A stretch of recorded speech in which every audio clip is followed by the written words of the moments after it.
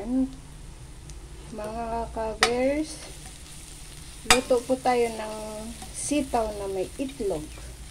Ayan po, ano na po yung ating sibuyas at saka yung bawang.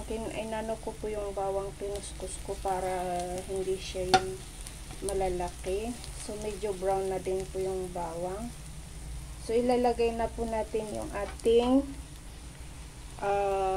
sitaw at may sili po na maliliit na hiniwa. Ayan po, ilagay na po natin yung ating sitaw na may sili po yan ha guys. Ayan. So ihalo po natin para maihalo po yung ating mga sibuyas, bawang.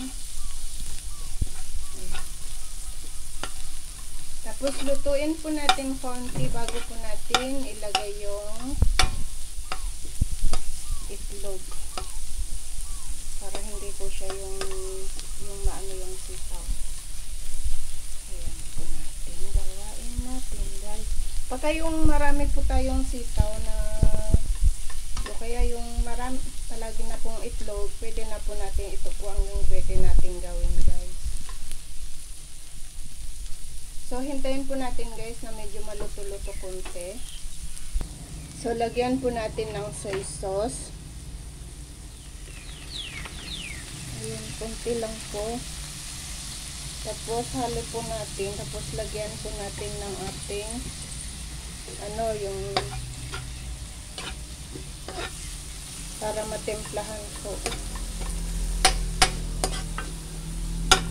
Gusto ng asawa ko yung may sibuyas lang na itlog na may tapos lagyan natin ito may bawang, pero nasa isip ko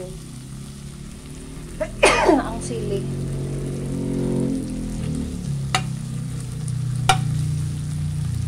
Tansya-tansya lang po ako guys ha, kaya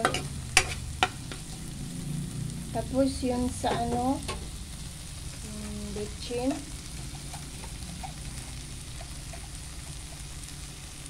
Ayan.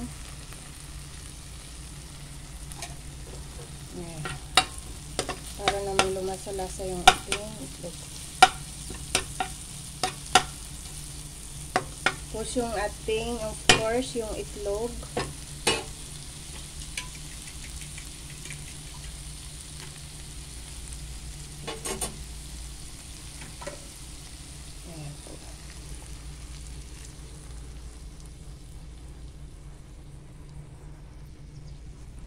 So, parang nagmat na po yung itlog natin, guys.